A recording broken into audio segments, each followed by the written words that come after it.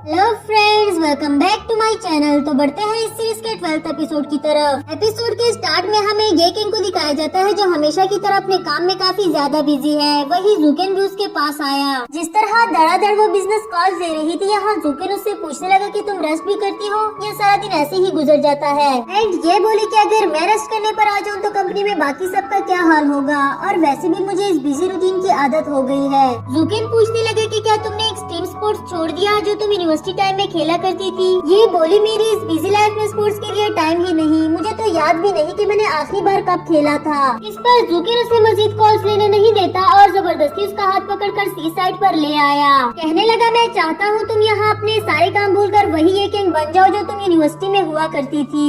ये किंग भी उसकी बात मानकर बिल्कुल वैसा ही करती है और एक बार फिर से यूनिवर्सिटी लाइफ की तरह वाटर स्कीइंग करने के लिए रेडी हो गई। जूकेन उसके साथ नहीं जाता क्योंकि उसे आज भी पहले की तरह ऐसे एडवेंचर से डर लगता है। आफ्टर दैट हम ये किंग को काफी एंजॉय करते हुए वाटर स्कीइंग करता हुआ देखते हैं, जबकि जूकेन साइड पर बैठकर उसको देखता रहा।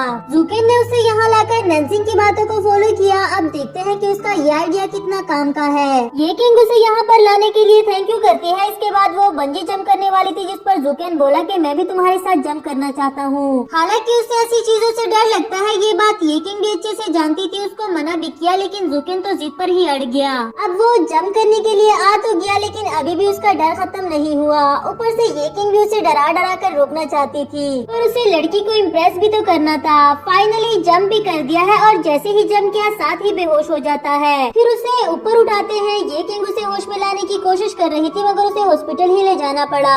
यहाँ हॉस्पिटल में जैसे ही उसकी आंख खुली वो काफी मजे में ये किंग को डॉक्टर से बातें करता हुआ सुनता है। दोनों काफी अच्छे दोस्त बन गए। वीचैट पर एक दूसरे को ऐड कर दिया और नेक्स्ट टाइम ऐसे एडवेंचर साथ करने का प्रॉमिस किया। ये सुनकर जूकेन को तो काफी ज्यादा गुस्सा आ रहा था। बेचारे ने कितनी मेहनत की थी उसे अपनी फीलिंग्स बताने के लिए, और यहाँ ये किंग ने तो किसी और से ही दोस्ती कर ली। इसके बाद तो वो ये किंग से नाराज ही हो गया। ना तो उससे अच्छे से बात करता है और ना ही उसके किसी सवाल का जवाब दिया।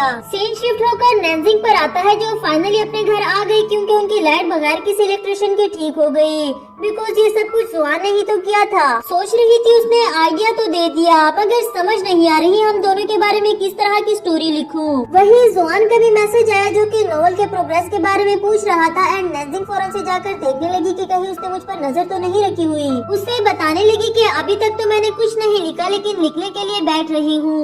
जिस पर जुआन बोला कि अगर मेरी जरूरत पड़े या किसी तरह का मटेरियल चाहिए हुआ तो मुझे जरूर बताना। वो सोच रहा था कि लव स्टोरी लिख रही है तो टाइम तो लगेगा और ऐसा कुछ ना कुछ तो जरूर होगा जो मुझसे पूछने के लिए आएगी। फिर मैं उससे मेल और फीमेल लीड की अट्रैक्शन के बारे में बताऊंगा, डेटिंग के बारे में गाइडेंस दूंगा, हाथ पकड़ना, हक करना, लव फीलिंग सब कुछ बताऊंगा। थोड़ा एम्बैरेसिंग तो है लेकिन अच्छा है ना, कम से कम वो ऐसे मेरी फीलिंग्स तो जान जाएगी। बेचारे से सब्र भी नहीं होता कि आखिर वो मेरे बारे में क्या लिख रही होगी।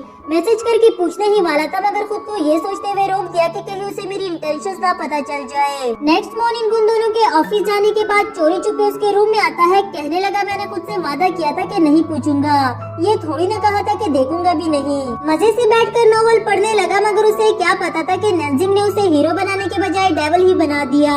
नैन्सिंग उसके लिए ब्रेकफास्ट लेकर आई जिसे जुआन फेंकते हुए कहने लगा हैवान के यंग मास्टर को ब्रेकफास्ट में इतनी कम डिशेस कौन देता है। और बेचारी सी नैन्सिंग उसे कह रही थी कि मेरे पास इतने ही पैसे थे, मैंने सारे ही तुम पर खर्च कर दिए।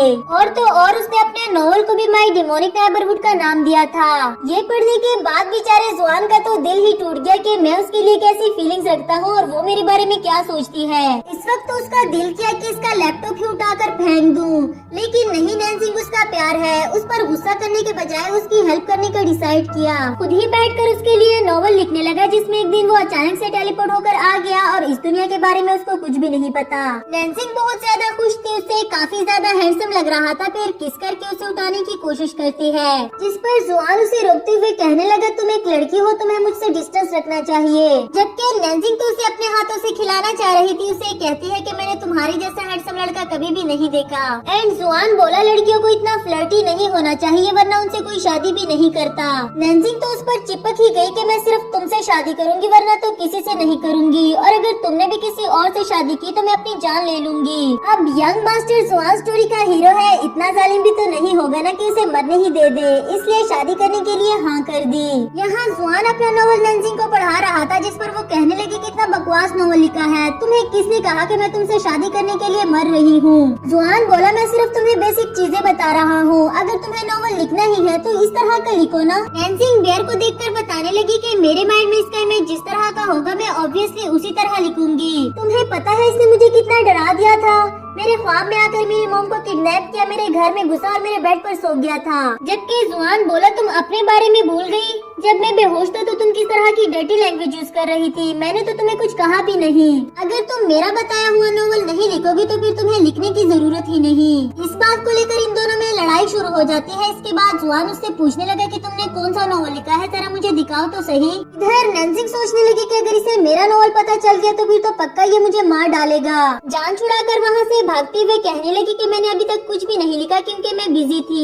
उसके जाने के बाद इधर जुआन सोच रहा था कि क्या मैं इतना डरोना दिखता हूँ जो वो मेरे बारे में ऐसा सोचती है। हाँ ठीक है, मैंने कहा था कि मैं तुम्हारी मॉम को किडनैप कर लूंगा, लेकिन मेरा वो मतलब थोड़ी ना था। और मैं इतना हैंडसम हूँ, मुझे देखकर तो किसी भी लड़की को प्यार हो जाए तो उसे क्यों नहीं हो सकता। सीन शिफ्ट होकर सीसी पर आता है जो कि अपने बॉयफ्रेंड के साथ जुआन से मिलने के लिए आ रही थी क्योंकि उसने अर्जेंटली बुलाया था। उससे पूछने लगा कि अगर नैन्जिंग पर किसी का फर्स्ट इम्प्रेशन अच्छा ना हो लेकिन वो दिखने में हैंडसम लगता है तो क्या वो लड़का उसे अच्छा लगेगा। जिस पर सीसी बोली बिल्कुल भी नहीं, क्योंकि वो लोगों को उनके फेसेस से नहीं बल्कि उनके एक्शन देखकर पसंद करती है। वो जुकिन से एक बार रोड पर मिली थी जहाँ उसने इसे टिश्यू उठाकर दे दिया था और तब से ही ये उसकी फैन गर्ल बन गई। जुआन फिर से पूछने लगा कि अगर एक लड़का थोड़ा सा कनिंग है, उसे दूसरों को बेवकूफ बनाना अच्छा लगता है तो क्या उसके लिए भी कोई चांस है। इस पर भी सीसी ने ना बोला, बताया कि उसे नॉवल के मेन कैरेक्टर जैसे लड़की पसंद है, उस लड़के की तरह जो अपनी गर्लफ्रेंड का ख्याल रखे, उसे प्रोटेक्ट करे और हमेशा उसके साथ रहे। इधर सीसी के बॉयफ्रेंड को भी एक अच्छा बॉयफ्रेंड बनने के टिप्स मिल गए और जुआन को भी उसकी बात समझ में आ गई। नेक्स्ट सीन में जुआन उसे काफी रिस्पेक्टफुली मैसेज करके बताता है कि मिस नैन्जिंग रात को मेरे घर आ जाना, हम दोनों मिलकर पीसफुली इस नॉवल को डिस्कस करेंगे। नैन्जिंग को भी उसका ये नया अंदाज काफी वियर्ड लगा, कहने लगी मुझे आने में देर हो जाएगी इसलिए मेरा वेट मत करना।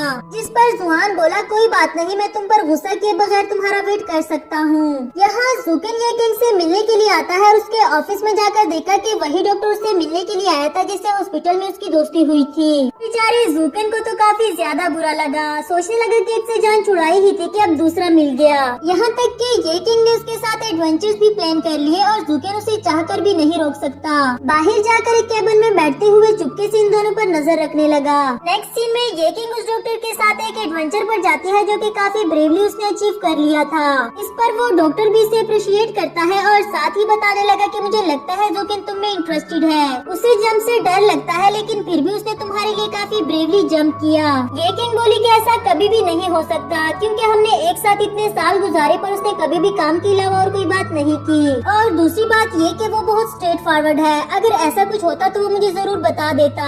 इस पर डॉक्टर बोला कि कभी कभी लड़के अपने फीलिंग्स को छुपाने के लिए झूठ बोलते हैं, इसलिए वो जो कहता है उस पर फोकस रखना। नेक्स्ट सीन में नैन्जिंग को दिखाया गया जो कि जुआन के घर आती है और वो यहाँ बैठा एक नॉवल कैरेक्टर की तरह बिहेव कर रहा था। नैन्जिंग भी उसे इस तरह देखकर हैरान हो गई, लाइट ओपन ही करने वाली थी कि जुआन ने उसको मना कर दिया। इसी के साथ हमारा यह एपिसोड भी खत्म हुआ।